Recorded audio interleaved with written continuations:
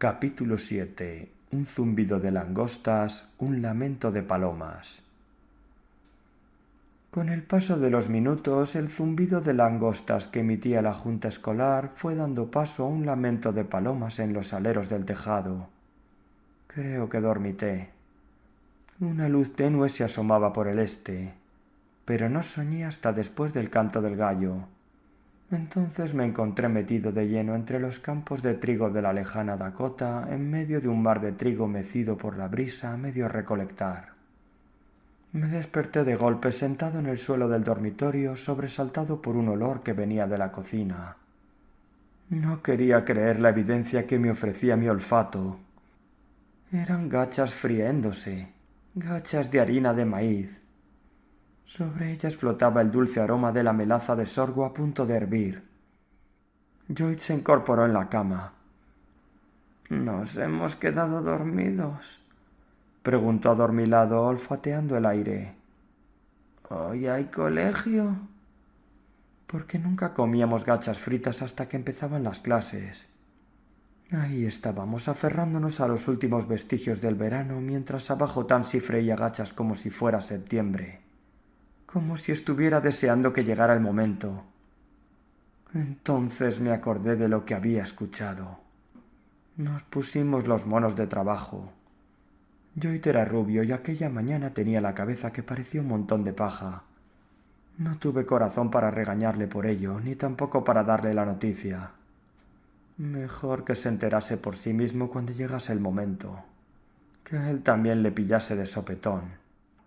Para que pareciera una mañana cualquiera, intenté hacerle la zancadilla en lo alto de las escaleras. Como siempre, se apartó de un salto.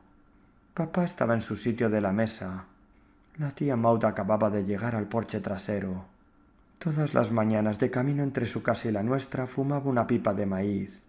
Pero nunca lo hacía con testigos delante. Uno podía oír cómo golpeaba la ceniza en los escalones para deshacerse de ella. «Uno de estos días va a quemar el porche», solía decir papá. La tía Maud entró en la cocina dando zancadas.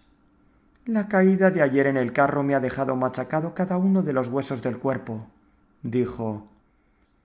«Como estornude me desmonto en pedazos». Tansy iba alrededor de la mesa con nuestros platos del desayuno en el brazo. Terminó detrás de Lloyd y le metió una colleja en la nuca. «¡Ay! ¿Tienes algo parecido a un peine ahí arriba?», preguntó Tansy. Él y yo compartíamos un peine y yo había tenido la sensatez de usarlo aquella mañana. «Vas por ahí que parece que fueses un tarbox», dijo Tansy. «Todavía es verano», dijo Lloyd, que nunca sabía cuándo permanecer callado. «¿Acaso alguien me mira?» Para ser equitativa, Tansy me metió otra colleja a mí, ya que seguía detrás nuestro y tenía ambas cabezas a mano. «¡Ay!», dije. «Pero si no he hecho nada». «No has hecho nada». Tansy se inclinó hacia mi oído. «Vamos a hacer algo con tu gramática este año. Hablas como un paleto de Indiana. Y vamos a tener que revisar tu ortografía». La idea de que Tansy revisara mi ortografía casi me puso a llorar. Era prácticamente lo último que uno querría que su hermana vigilase. Papá miraba hacia otro lado, hacia las hileras de maíz. Era miembro del consejo escolar. Él podría haber evitado todo aquello. «A ver esas manos».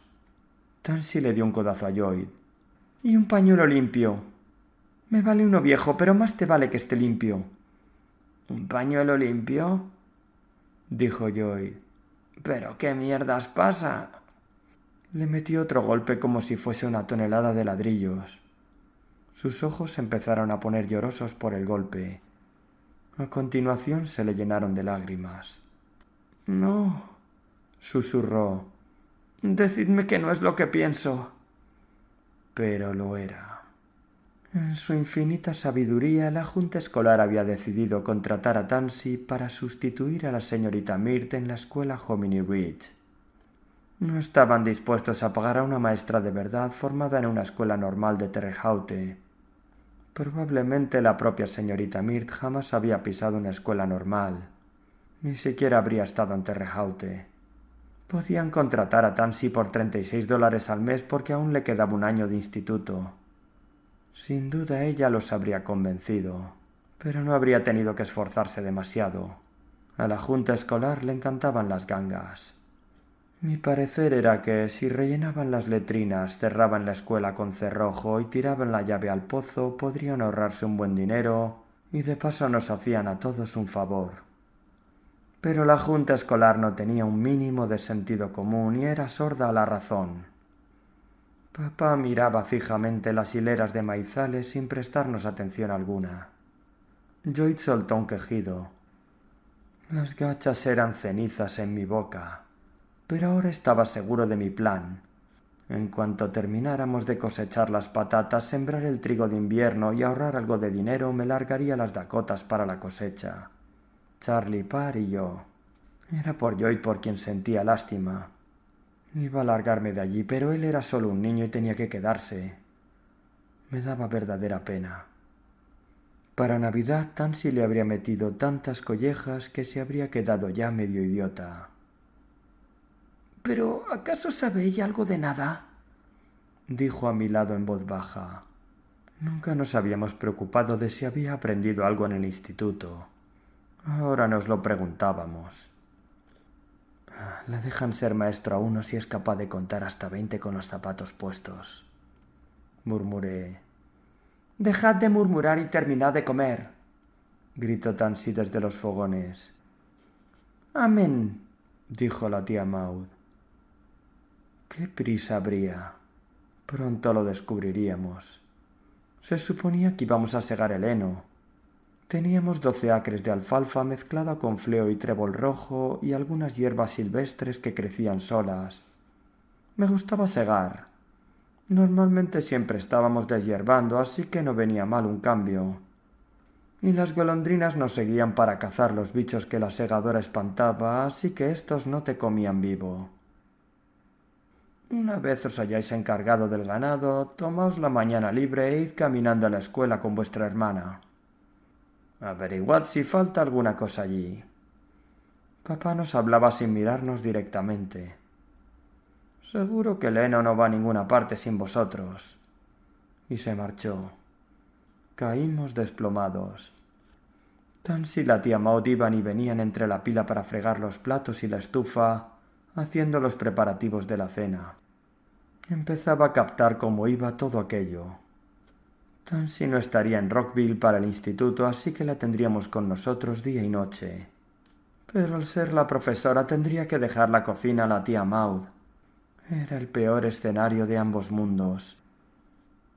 Joy dejó escapar un suspiro ahogado. Los tres, Joy, Tansy y yo, caminamos a paso ligero por el camino del cerdo escaldado hasta la escuela. Era apenas 1 milla, y cuesta arriba en ambos sentidos, como siempre lo era el camino a la escuela por aquel entonces. Y andábamos descalzos como todos los inviernos que podíamos recordar. Fei también vino. Asistía regularmente a la escuela y supuso que era el primer día. Todavía no le habían dado a Tansy su caja de tizas ni su escoba nueva. Llevaba un cubo y un cepillo de casa. Yo llevaba una guadaña para las malas hierbas. Yo iba tirando piedras a los postes de la cerca y zambulléndose y saliendo de la acequia con Cei. Las acequias estaban oscuras por los matojos de menta en el fondo y por las vallas de sauco que saturaban la zanja. Joy asomaba de vez en cuando masticando menta. Parecía a punto de olvidar la seriedad del momento. Yo iba demasiado malhumorado para hablar y me distraje recordando cómo el camino del cerdo escaldado obtuvo su nombre. Se decía que en tiempos de los pioneros había por aquella zona un manantial cuyo agua estaba siempre hirviendo. Los primeros colonos dejaban a sus cerdos metidos en ese manantial y los sacaban de golpe cuando estaban medio cocidos. Luego los granjeros los conducían a través de un seto de ortigas, de modo que además de escaldados acababan llenos de arañazos, listos para ser destripados y cortados en chuletas y tocino. Y si puedes creer esto, te puedo contar otra. Me gustaban más las historias de cerdos que los propios cerdos. De hecho, no estaba interesado en ningún tipo de ganado. Cuanto más cerca de la escuela, mejor era la postura de Tansy. Iba completamente recta. ¿Estaría reuniendo valor? La escuela había perdido algunas tejas y tenía el aspecto seco y enmarañado típico de una escuela en verano. La ambrosía había invadido el patio y enredado los senderos de las letrinas. Alguien había cerrado un poste del cobertizo de los ponis. La puerta del leñero colgaba de una sola bisagra. Una tabla cubría la zanja que daba al escalón de la entrada. Tansy dejó su cubo y se acarició la garganta con un gesto pensativo, adoptando una postura típica de mujer. Ambos miramos hacia el campanario. Desde nuestra posición se veía que faltaba la cuerda. Uno no podía contar con que una cuerda de campana durara todo el verano. Seguro que alguien la querría para arar. Tansy contó en silencio con los dedos. ¿Qué? Dije. Los niños, dijo ella. ¿Cuántos vamos a tener? Bueno, estábamos Charlie Parr y yo, al menos de momento, y Joy de Lester Crickpound, y Erehascaidas Lumley y Pernirin. 6 a menos que se unieran nuevos. 3 se habían graduado en primavera y 2 o 3 se habían quedado en el camino el año pasado. Orf Ogilvy se había largado a las Dakotas. Necesitaremos 8, murmuró Tansy. ¿Qué? Digo que necesitaremos 8, me espetó. ¿Por qué? Porque el consejo escolar no mantendrá el colegio abierto con menos de eso. Oh, pensé. Una luz de esperanza renacía. Le habían dado la llave a Tansy, pero alguien había forzado la cerradura. La puerta se abrió bruscamente al empujarla. La cerradura estaba en el suelo entre astillas. Entramos en el guardarropa bajo el campanario. Había clavos para los sombreros de los chicos a un lado y clavos para los de las chicas al otro. Y estantes para nuestras fiambreras de hojalata. El lugar olía fatal. A naftalina recalentada y algo parecido a ungüento para desparasitar ovejas. Sobre la puerta del aula había clavados 2 soportes. La señorita Mirta había dejado allí extendida una vara de haya de aproximadamente 1 metro de largo, muy flexible y elástica. Los alumnos pasábamos por debajo de aquella vara cada mañana y servía para preparar nuestro estado de ánimo en el punto idóneo para el aprendizaje. Seguía Tansy hasta el aula, la cual olía aún peor. No era grande, un poco más larga que ancha. Una hilera de ventanas a cada lado demasiado altas para ver el exterior, de manera que no nos distrajésemos con el mundo de ahí fuera. Los pupitres eran modernos, con tinteros, aunque aún estaban sin ensamblar. Al frente estaba el banco de recitación, sin respaldo. Sobre una plataforma llamada estrado reposaba el escritorio de la señorita Mirt, la maestra. El soporte que sostenía el mapa seguía allí, pero alguien se había llevado el mapa en sí. Uno bueno, hecho de tela, al que se podía dar muchos usos. Las avispas alfareras habían construido su gran nido contra una viga del techo. Solo estábamos nosotros 2 en el aula. Joy merodeaba afuera con C.I. Tuve una visión horrible. Estaba subido al banco de recitación sin nada entre yo y Tansy, la cual cabalgaba sobre su escritorio como un potro salvaje, azotando una vara de haya en el aire como si fuera un látigo. Me estremecí. Tansy, pero realmente, ¿qué sabes tú para acabar siendo profesora? Me preparé para un golpe. Más que tú, respondió. Pero me van a hacer un examen. Nunca la había oído dudar. ¿Qué? El superintendente escolar del condado examinará mis habilidades. Necesitaré un certificado. Tansy, ¿para qué quieres ser maestra? No es lo que llamaría un trabajo bueno y honrado. Me miró de reojo. Lo averiguarás con el paso del tiempo. Con el paso del tiempo sonaba como probablemente hablarían en la escuela secundaria. Al menos había algo de aire ahí. 3 de las ventanas estaban rotas. Había piedras en los escritorios, entre las avispas petrificadas, y cristales en el suelo, justo donde uno querría pisar. Tarbox. Yo también había pensado en ellos, aunque dudaba que hubieran robado la cuerda de la campana para las líneas del arado. Esos araban poco. Aún así, la cerradura rota, las luces de la ventana y el mapa desaparecido tenían toda la pinta de ser obra de los Tarbox. Tansy y yo miramos la biblioteca bajo las ventanas. Los 6 libros estaban allí, así que sin duda era cosa de los Tarbox. Nunca se acercarían a los libros. Claramente alguno de sus cerdos también había entrado, y eso significaba pulgas. Pero ningún animal hizo eso. Señalé una esquina. Ningún animal hizo eso, dijo Tansy entregándome el cubo. Joyd y yo fuimos a buscar agua y nos tomamos nuestro tiempo. Tropezamos con Cei en ambos sentidos. Se había instalado en el escalón de la entrada y estaba observando la calle preguntándose dónde estaría la gente. La noche anterior al comienzo de las clases, yo, papá, Joyd y Cei fuimos a la escuela en la carreta con la escalera larga del granero. Yo estaba subido al tablón junto a papá con media sábana vieja enrollada a la cintura, escondida bajo la camisa. Era una tarde ideal sin rastro de otoño, tan cálida como en julio, demasiado cálida para estar abrigado como una momia bajo la camisa. Los setos florecían y los campos rebosaban de abundancia. Era una tarde para inspirar canciones de alabanza indiana, quizás a la luz de la luna a lo largo de la vía del tren del Wabash, al aliento del heno recién cortado de los campos y a la luz de las velas brillando entre los arces sicómoros. «¡Qué bello está el campo!», dijo papá. Y así era, aunque nada que no pudiera dejar atrás tan pronto como estuviese en disposición de escapar. Allá en las Dakotas algunas granjas son tan grandes que tienen sus propios barcos de vapor con ruedas de popa para llevar el trigo a sus propios elevadores en Fargo, le dije a papá. No me digas, comentó.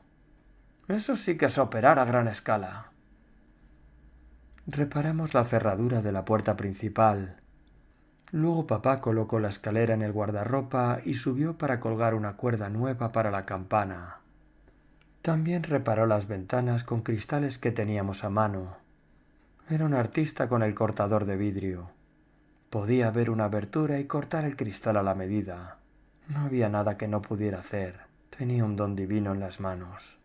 Cuando llegó la hora de volver a casa me dijo: ¿Vas a necesitar esta escalera? Papá, dije. Sí. Bueno, cierra con llave al salir, dijo. Tú y yo podéis cargar la escalera a casa entre los dos. Es pesada, pero supongo que vale la pena. Yo me voy a casa ahora. No quiero saber nada. Chasqueó los dedos. De acuerdo, Cei. ¿Caminando o montas en el carro? Cei decidió subir al carro con papá en lugar de ir a pie con Joyd y conmigo. Vimos cómo la carreta se perdía en la vista. Papá en lo alto del tablón con Cei a su lado. Desenrollé la sábana vieja que me rodeaba la cintura y Joyd y yo subimos por la escalera hasta el campanario como si fuésemos 2 ardillas en un nogal. Con cuidado de que no sonase, envolví la sábana vieja una y otra vez alrededor del badajo hasta que quedó bien encajado dentro de la campana. Uno podía pasarse tirando de aquella cuerda hasta Año Nuevo y no oiría un solo repique. El toque de queda no debe sonar esta noche, le dije a Joyd en la escalera de abajo. Era un trabajo para una sola persona, pero él quería participar. Pensé que era mañana cuando no debía sonar, dijo. El toque de queda no debe sonar esta noche, está sacado de un poema. Estaba citándolo. Ah, dijo Joyd. ¿Lo escribió el dulce cantor? Quizá. No lo sé. En fin, cuando Tansy toque la campana por la mañana para llamarnos, solo escuchará un golpe sordo. Era lo mínimo que podíamos hacer por ser su primer día. Ya casi anochecía de camino a casa. Por culpa de la escalera nos lo tuvimos que tomar con calma y descansábamos a cada momento. Russell, creo que papá sabe que tramamos algo con esta escalera. Eso me ha parecido, dije. ¿Cómo habrá podido darse cuenta de que estábamos preparándole una Tansy en su primer día? Ahí me has pillado. Quizá ha sido la sábana. Se notaría que la llevaba porque me hacía la cintura más ancha. O quizá es que papá simplemente nos conoce y sabe cómo pensamos. Las langostas empezaban a aparecer y seguimos caminando en silencio un par de varas. Entonces Joy dijo: ¿Crees que Tansy también sabe cómo pensamos? Puede ser. Temo que así sea, dijo Joy con una vocecita apenada. Eso es lo que me tiene preocupado. Seguimos caminando a casa con la escalera, saltando entre las sombras, rodeados por el zumbido de las langostas y la creciente penumbra, la noche antes del comienzo de las clases. Fin del capítulo 7.